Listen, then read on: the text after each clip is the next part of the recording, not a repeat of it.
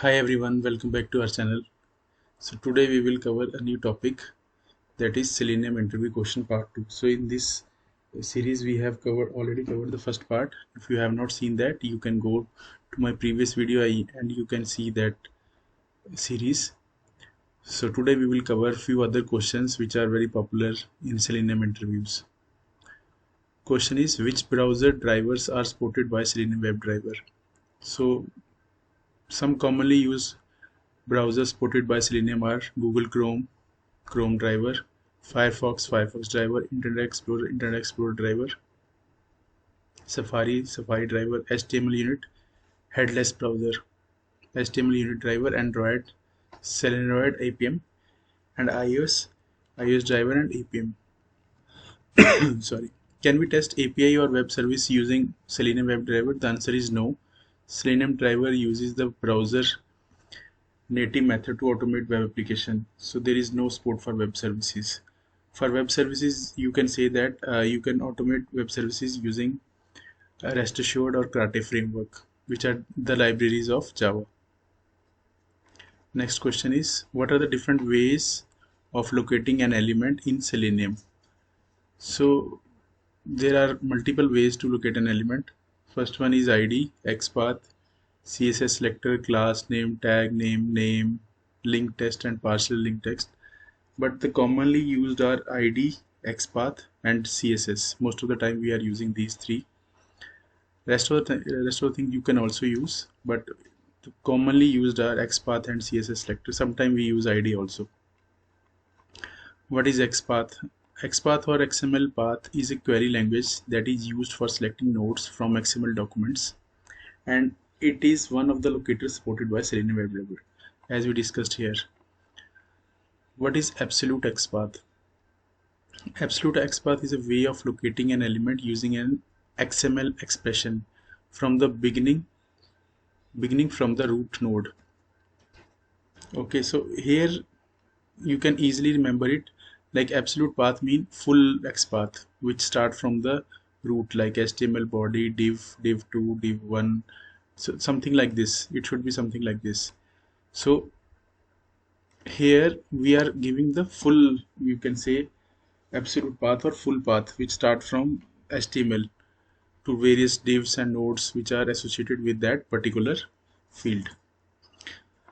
But this is not a preferred way to use absolute XPath, because if something change here, the other part is, this is not an recommended part, because see, if something change here, then your this input field will also get failed. If something change here, then this will get failed. So this is not a good practice to use absolute path, because if anything changes, then all your XPaths or all your locators will get failed. So that's why we use relative XPath. So what is relative XPath? Relative XPath is a way of locating an element starting from anywhere in the HTML document. So here the good thing is it start from here. Like we need to find the username basically, which is input field. So we can simply mention this / the type of the field and what exactly you are looking for. You are looking for ID, which is username. So it will not bother about this part. Till here it will not bother. So if anything change here, it will not impact this. This will only impact if this input is changed to something else, or if ID is changed to username to something else, then your XPath will fail. The chances are very less here, but here in absolute XPath the chances are very high. So that's why you can always say that we use relative XPath or dynamic XPath, we can say. Next question is, what is the difference between single slash and double slash in XPath? So here we are using double slash. You can see in a relative XPath we use double slash, and in absolute we use single slash. In XPath, a single slash is used for creating absolute XPath, exactly which I told you, this one, beginning from the root, whereas double slash is used for relative XPath or dynamic XPath, you can say. So it will indicate that this is a dynamic XPath, but if it is a single slash, then it's a absolute XPath.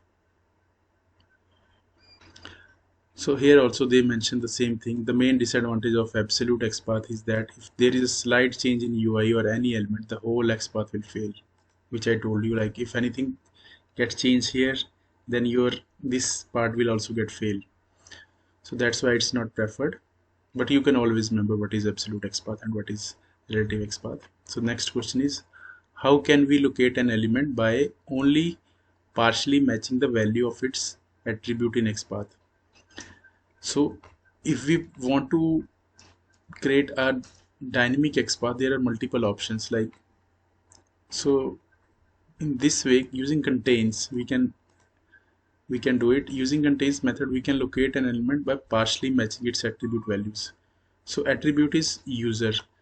So here what we are saying is field, either it's an input field, we can mark, if we mark star, that means it will take anything like input, or it's a text field, drop down, anything.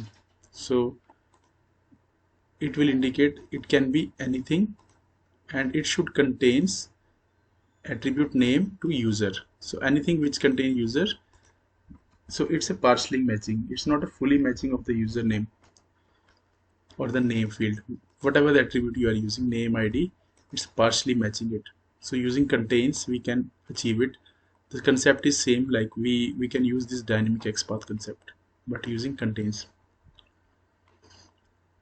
Okay, so the next one is, how can we locate elements using their text in path? So in this also we can simply mention this is a root which is marked as star, so it can be anything, and then the text method is equal to username. So anything which is username or password, anything you can write here which has the value of which associate with the text. How can we move the parent of an element using XPath? So in XPath, using slash after the XPath of the child element, we can move to the parent of an element. For example, this is div and this is ID is equal to child ID, but here we mark another slash, will move to the parent of the div element of child ID. So what it will do is it will move to the parent of this, whatever the parent of this, it will move to that because of this slash. What is the syntax of finding elements by class using CSS selector? So one of the another locator which is very famous is CSS selector. So it's very simple, by using dot class name. The example is like dot red.